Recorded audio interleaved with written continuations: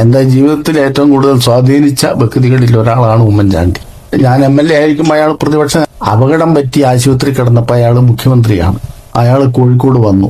Operation ചെയ്ത് കിടക്കുമ്പോൾ അയാൾ എല്ലാ വിവരവും അന്വേഷിച്ചുകൊണ്ടിരുന്നു. അവിടുത്തെ ഡോക്ടർമാരോട് പറഞ്ഞു, ഇനി എന്താ നിങ്ങളുടെ പരിപാടി?